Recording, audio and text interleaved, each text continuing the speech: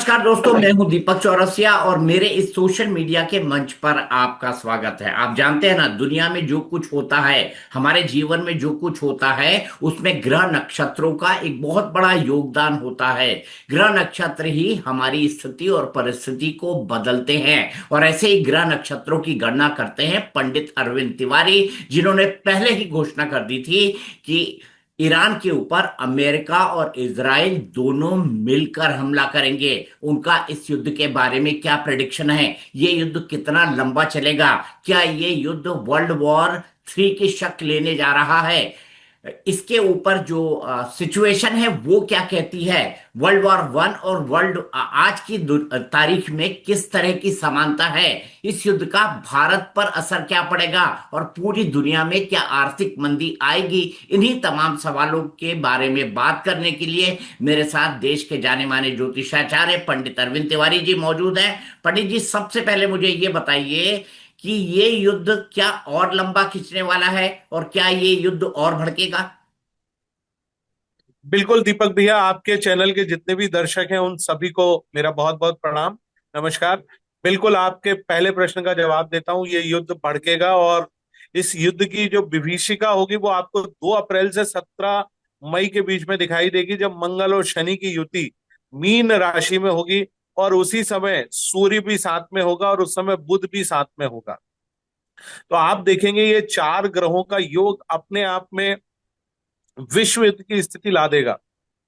आज लगभग 11 देश पूरी तरह से शामिल नहीं, परंतु आप उस तारीख में देखेंगे 2 अप्रैल से 17 मई के बीच में आप देखेंगे लगभग 14 देश, आज ब्रिटेन, फ्रांस और जर्मनी कहीं ना कहीं अपने हब अड्डों की मदद दे रहे हैं, लेकिन वो पूरी तरह से युद्ध में आएंगे, क्योंकि इस युद्ध में अमेरिका और इजराइल ईरान का बहुत कुछ नहीं बिगाड़ पाएगा। उनके पास मिसाइल ताकत हमेशा बनी रहेगी, उनके पास ड्रोन की जो ताकत है वो हमेशा बनी रहेगी, और मुझे लगता है कि उनको कहीं ना कहीं से और मदद मिलेगी। और वो मदद करने वाले कंट्री 2 ही हैं, रशिया और नॉर्थ कोरिया। वो उनको बहुत मदद करेंगे और उसके चाइना चलते ये नहीं? लड़ाई बहुत ज्यादा है जी। चाइना नहीं? चाइना मदद करेगा, चाइना रियल टाइम लोकेशन जरूर प्रोवाइड करेगा, हथियार पीछे से मदद देगा, पर वो फ्रंट में नहीं आएगा। देखिए, वो एक इस प्रकार का कंट्री है जो केवल बिजनेस से अपना रिश्ता रखता है, केवल व्यापार और व्यवसाय से जुड़े हुए कार्यों को ही वो करता है। वो फ्रंट में आके कभी भी नहीं लड़ेगा। तो रशिया कब तो से ये युद्ध में कूद जाएगा? क्या कहते हैं ग्रह और नक्षत्र? देखिए, रशिया तो युद्ध में चला गया है। रशिया इस समय आप जो आज कई आप मिसाइल्स देख रहे हैं, जिसमें एक सुपर क्रूज मिसाइल जो जिनकी गति जो है वो 12 मैक तक है। देखिए, ये टेक्नोलॉजी केवल 2 ही कंट्रीज के पास है, अमेरिका और रशिया के पास। माने आप इसको ऐसे समझिए कि हवा से 12 ध्वनि से 12 गुना तेजी से जब मिसाइल का हमला होता है तो उसको राडार ट्रैक नहीं कर पाते। और जो उनके पास आयरन ड्रोम है, खासतौर से इसराइल की मैं बात करूंगा, आयरन ड्रोम भी उसको ट्रैक नहीं कर पा रहे। और आप देखिए कि वो सीधा या तो उनके लाइट माने पावर हाउस को खराब कर रहे हैं, या वो कहीं ना कहीं आप देख रहे हैं उनकी बहुत सारी चीजों को खराब कर रहे हैं। तो आप देखिए कि ये टेक्नोलॉजी उनके पास कभी नहीं थी, ऐसा कोई साइंटिस्ट नहीं था।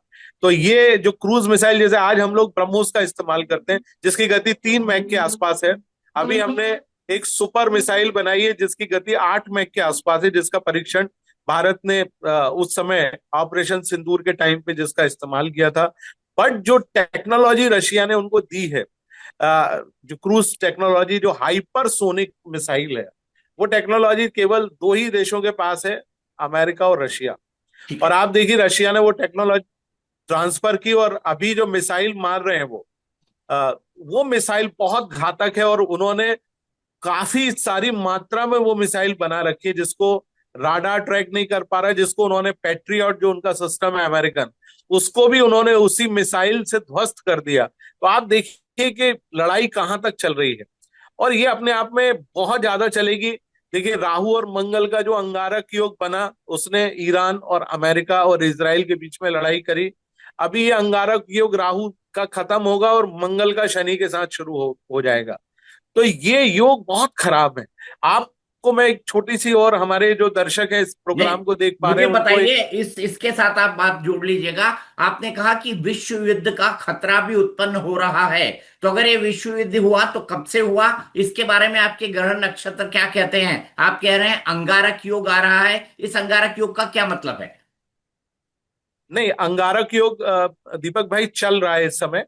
अंगारक योग माने राहु का मंगल के साथ जैसे ही कंजक्शन हुआ था मार्च के पहले हफ्ते में, उसके बाद से आप देखिए ये युद्ध भड़क गया। माने राहु और मंगल दोनों बिल्कुल विपरीत दिशा के प्लेनेट हैं। राहु शनि जैसा काम करता है और मंगल तो उग्रता का प्रतीक है ही। और आप देखिए केतु जिसका बिहेवियर बिल्कुल मंगल के जैसा है, उसका उसकी दृष्टि जो है वो मंगल के ऊपर पड़ रही है। आपको मैं याद दिलाऊं, हमारे दर्शकों को याद दिलाऊं, इससे पहले ये युद्ध की विभीषिका कब हुई, इस तरह के योग कब बने। तो मैं आपको पहले विश्व युद्ध की तरफ ले जाता हूं। उस समय चार बड़े ग्रह योग बने थे जिसके कारण विश्व युद्ध हुआ था।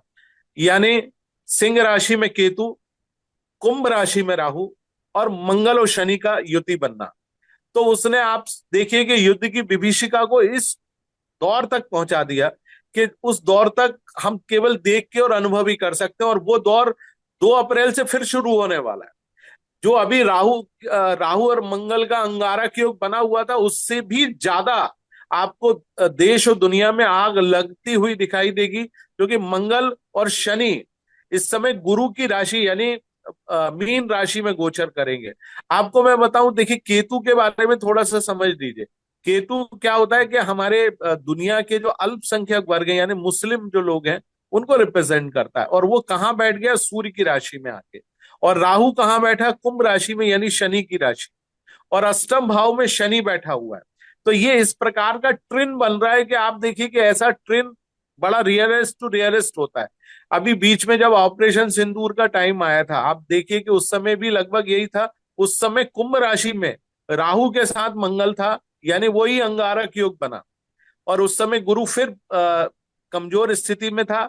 आप देखिए कि पूरी भारत और पाकिस्तान के बीच में संघर्ष जबरदस्त तरीके से हुआ। 7 तारीख से 10 तारीख के बीच में तो बहुत लड़ाई हुई, लेकिन किसी तरह वो लड़ाई थमी। कहीं ना कहीं गुरु ग्रह के कारण गुरु ग्रह ठीक हुआ, भारतवर्ष की कुंडली में उच्च का हुआ, तो उसने इस लड़ाई को रोका। लेकिन अभी फिर इस तरह की फिर इस परिस्थितियां बनने वाली हैं दीपक भाई।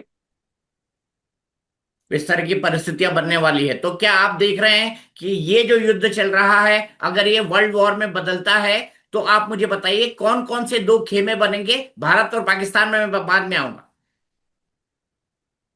देखिए, दो खेमे, ईरान, रशिया और चाइना। रशिया और चाइना कभी भी सामने से आगे नहीं लड़ेंगे, क्योंकि रशिया किसका यूक्रेन के साथ लड़ाई चल रही है। उनको रोज लड़ना पड़ रहा है, और वो इसलिए पीछे से मदद कर रहे हैं ताकि जिस प्रकार अमेरिका मदद कर रहा है, ठीक उसी प्रकार से रशिया पूरी तरह से मदद करेगा। और ये लड़ाई बहुत थोड़े दिन नहीं, 5-6 महीने चलने वाली है। यानी जिसको आ, आ, ये सोच रहे हैं अमेरिका कि बहुत जल्दी लड़ाई खत्म होगी, लेकिन 17 मई तक इसका संघर्ष बहुत तीव्र गति से दिखाई देगा। जो आज लोग बैठे सत्ता में ईरान के, वो मुझे लगता है कि वो बिल्कुल भी नहीं रहेंगे, और उनकी जो पहली, दूसरी, तीसरी, चौथी लेयर है वो भी खत्म हो जाएगी, और अलग अलग प्रकार के लोग लड़ाई लड़ेंगे। आपने कहा कौन कौन से देश? 14 देश मिलके एक बार फिर से हमला करेंगे ईरान के ऊपर। वो 14 देश कौन से होंगे? देखिए, यूरोप के 3 देश होंगे, जिसमें आप देखेंगे ब्रिटेन है, जिसमें फ्रांस है, जिसमें जर्मनी है। हमारे पड़ोस का देश पाकिस्तान, वो भी ईरान पे हमला करेगा। और उसके बाद गल्फ के जो 9 कंट्रीज हैं, आप उनको गिन लीजिए। सऊदी है, बहरीन है, जॉर्डन है, अ, और आप नीचे यूएई तक आ जाइए, तो ये सारे लोग गल्फ कंट्रीज के, अरब स्प्रिंग के जो लोग हैं, ये सारे लोग मिलकर ईरान के ऊपर हमला करेंगे।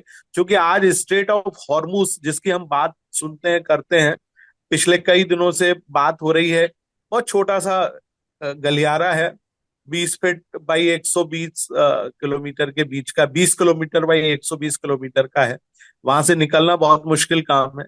और मैं आपको बताऊं कि उस पे अमेरिका कब्जा नहीं कर पाएगा।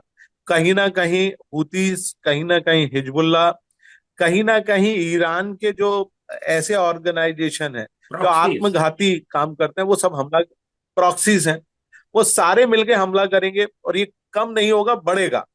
क्योंकि मंगल और शनि की युति आने वाली है। आप इसको 20 अप्रैल के बाद से आप देखिए, 21 मार्च अभी एक तारीख आने वाली है, वहां से प्लेनेटरी पोजीशन थोड़ी सी और ज्यादा खराब होने वाली है। तो मैं आपको बताना चाहता हूं कि बहुत बुरी परिस्थितियां आने वाली हैं।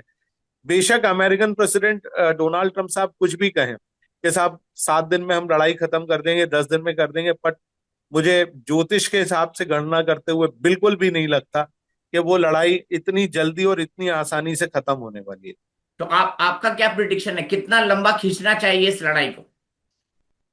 देखिए, 17 मई तक तो ये लड़ाई चलेगी। 17 मई के बाद इसकी जो इंटेंसिटी है, यानी तीव्रता है, ये कम होती चली जाएगी। लेकिन फिर भी ये लड़ाई जुलाई के महीने तक जाएगी, जब तक गुरु जो है वो आगे नहीं बढ़ेगा, यानी कर्क से सिंह में नहीं बढ़ेगा, तब तक ये परिस्थितियां बढ़ेगी। लेकिन गुरु जब सिंह में आगे बढ़ेगा, तब भारतवर्ष में उस समय जो है अर्थव्यवस्था आपको थोड़ी सी कमजोर दिखेगी, हिलती हुई दिखेगी। हमको बहुत सारी परेशानियां होंगी, चाहे वो फ्यूल को लेके हो, हमारी अर्थव्यवस्था को लेकर हो, या बाकी चीजों को लेकर हो। वहां से लेके 18 तारीख तक, 18 दिसंबर तक थोड़ी सी कमजोर स्थिति है। शनि भी उस समय वक्री रहेगा, तो मुझे लगता है कि दिक्कत होगी। और मंगल थोड़ा सा और आगे बढ़ेगा, जब वो मेष से निकलकर वृषभ में पहुंचेगा फिर तंग करेगा।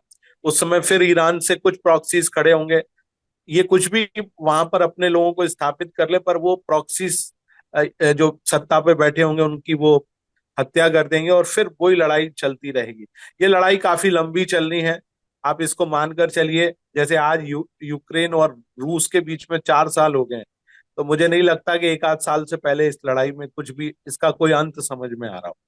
तो ये लड़ाई तो लंबी चलना है, दीपक भाई। अच्छा, मुझे पहली बात आप ये कह रहे हैं कि ये युद्ध विश्व युद्ध में बदलेगा, सबसे पहली बात।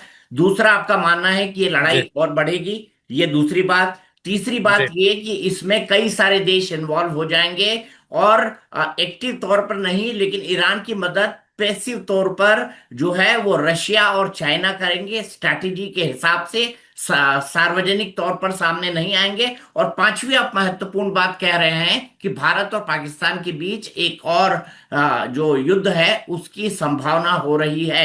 ये सिचुएशंस क्यों बन रही हैं, और इसका भारत की आर्थिक स्थिति पर क्या असर पड़ेगा? क्या भारत में पेट्रोल, डीजल, तेल, गैस, इसकी स्थिति खराब होगी? और क्या भारत ने जो अर्थव्यवस्था में $5 ट्रिलियन की इकोनॉमी बनने का सपना देखा है, क्या वो रुक जाएगा?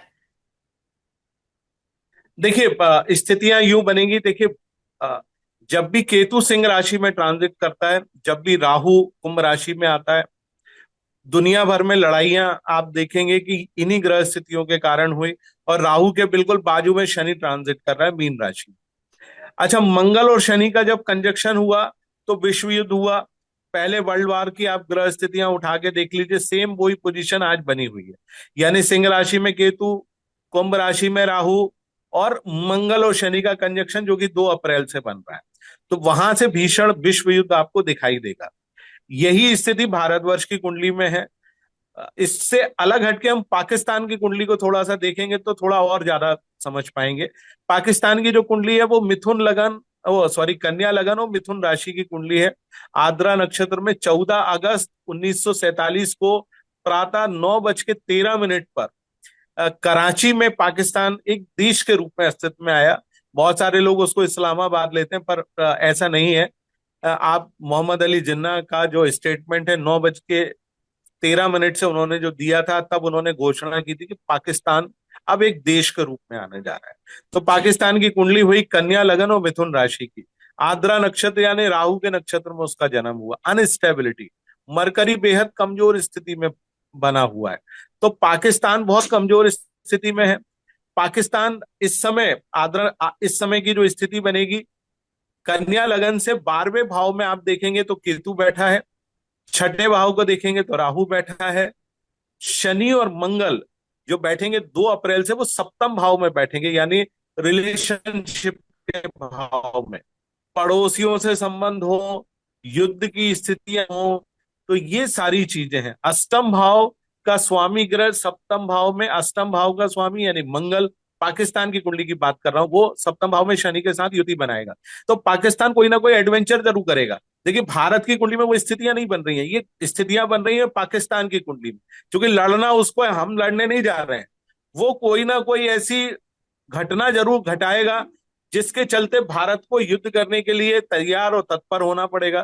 तो मैं आपको जो बता रहा हूँ, 2 अप्रैल से 17 मई तक ये स्थिति बनी रहेगी पाकिस्तान की कुंडली में। 21 मार्च से लेकर 10 अप्रैल के बीच में वो कोई ना कोई एडवेंचर भारत के किसी खास तौर से दिल्ली है या आसपास के जो जगह है, वहां पर चौक चौराहे जहां पर भीड़ होती है, इस तरह का वो कोई एडवेंचर वहां से जरूर होगा।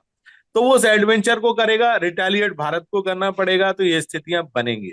तो ये विश्व युद्ध की स्थिति होगी। अब आप देखिए कि तेल पेट्रोल गैस इनका ओनर कहीं ना कहीं शुक्र और बुध, हम उसको लेकर चलते हैं।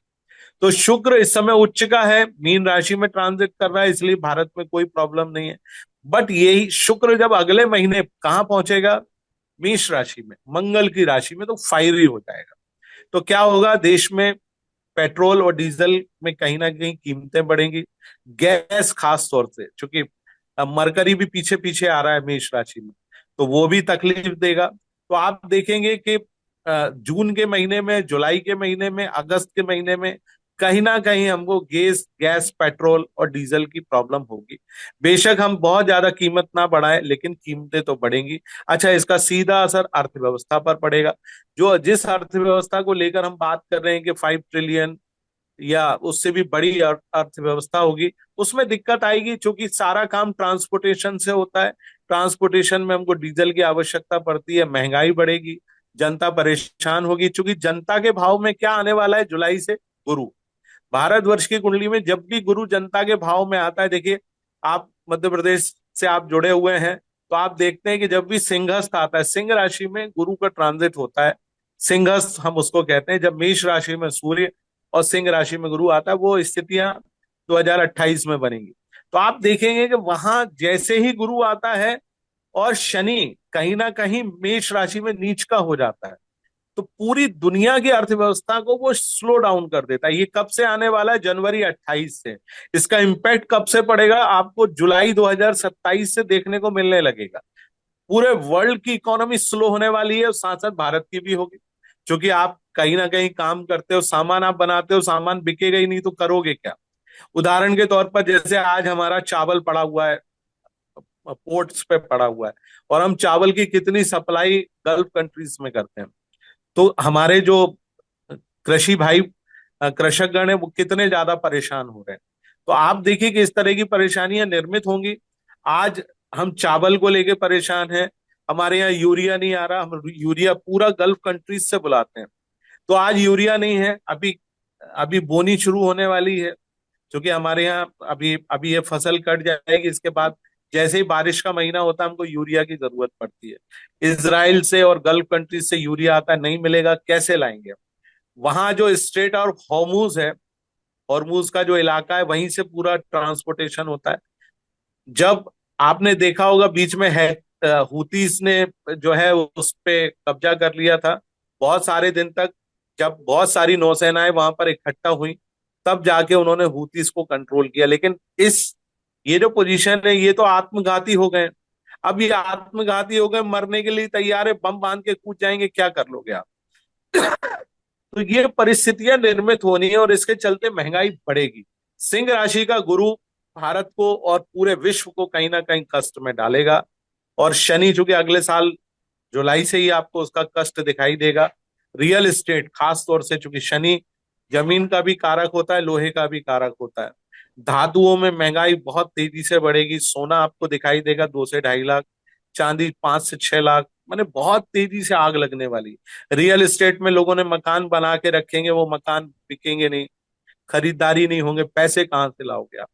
तो ये पूरी वर्ल्ड वाइड इकोनॉमी स्लो होने जा रही है जनवरी 2028 से जनवरी 2032 के बीच में। 3 साल बहुत स्लैग, माने बहुत स्लो डाउन, अर्थव्यवस्था की मंदी आपको दिखाई देगी। शेयर मार्केट डाउनफॉल में चला चला जाएगा। क्रिप्टो करेंसी जिसको लेके लोग बहुत पैसे कमाते हैं, वहां पैसे नहीं मिलेंगे। बहुत सारी ऐसी जगह हैं। तो आप देखिएगा कि दुनिया फिर से स्लो हो जाएगी, और कई तरह के संकट आने वाले हैं, एआई का संकट आने वाला है।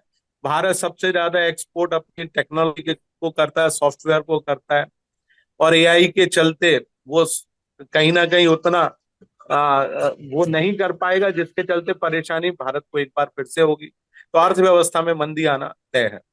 ठीक, बहुत बहुत शुक्रिया पंडित अरविंद तिवारी जी। आपने कई सारी महत्वपूर्ण बात बताई। पहली ये बात कि ये संघर्ष और बढ़ेगा, ये वे युद्ध और बढ़ेगा, और इस युद्ध को आपको, चूंकि जो ग्रह नक्षत्र हैं वो फर्स्ट वर्ल्ड वॉर के हिसाब के हैं, तो इसके चलते जो है आपको विश्व युद्ध की संभावना भी, आप विश्व युद्ध का प्रिडिक्शन भी कर रहे हैं। इसके अलावा आपने बताया कि ईरान का बहुत बुरी हालत होगा, ईरान का जो रिजीम है वो परिवर्तित होगा, लेकिन उसके बावजूद भी अमेरिका और इजराइल पर उसके विद्रोही जो है वो खतरा बने रहेंगे। किसी हालत में वो प्रॉक्सीज जो हैं एक बार फिर से ईरान को कंट्रोल कर लेंगे, तो रिजीम चेंज का फायदा भी अमेरिका और इजराइल को नहीं होने वाला है। इसके अलावा आपको लगता है कि आने वाले समय में इकोनॉमी का स्लो डाउन होगा? हम देखते हैं कि आगे क्या परिस्थितियां बनती है, और आपकी प्रिडिक्शंस के ऊपर हम इसी तरीके से लगातार बातें आपके साथ करते रहेंगे। आप हमसे जुड़े, आपने इतनी बातें की, इसके लिए आपका बहुत बहुत धन्यवाद।